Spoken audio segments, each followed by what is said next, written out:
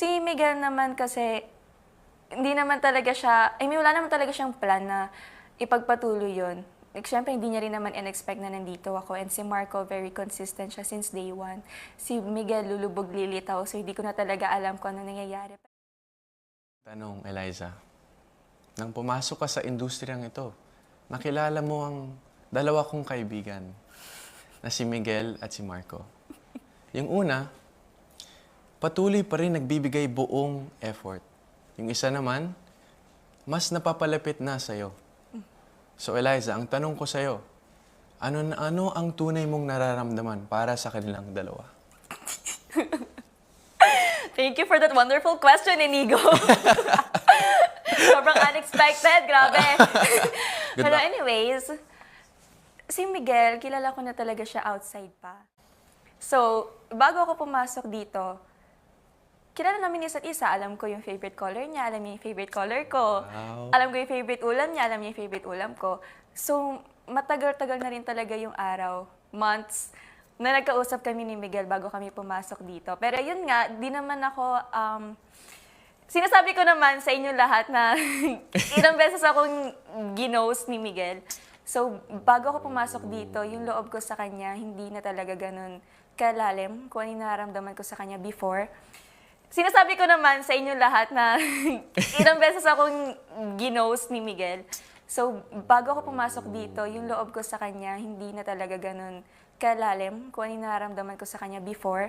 Kasi bago ako pumasok dito, down bad talaga ako kay Miguel. Hindi ko i-deny yun. As in, down bad. Crush na crush mo Crush na talaga crush si ko Miguel? talaga si Miguel. As in, nagpaparinig pa ako sa kanya. Pero, ayun, anyways, si Marco naman, ako, syempre hindi ko rin naman in-expect na day zero pa lang, nagkakausap na kami ni Marco. Tapos, hindi ko na rin alam talaga kung kailan nag-start.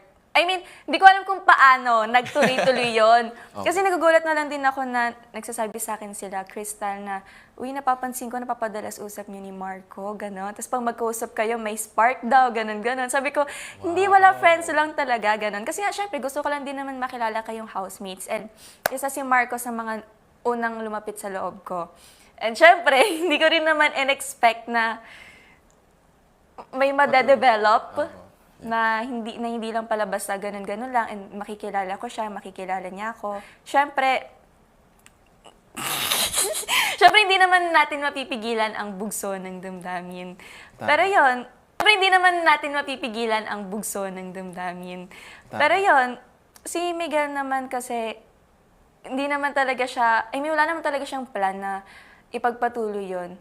Hindi naman talaga siya, I mean, wala naman talaga siyang plan na ipagpatuloy yon. Like, syempre, hindi niya rin naman in-expect na nandito ako. And si Marco, very consistent siya since day one.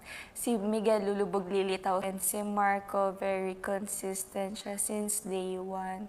Si Miguel, lulubog lilitaw. So, hindi ko na talaga alam kung ano nangyayari. Pero, si Miguel naman, naging special naman siya sa akin.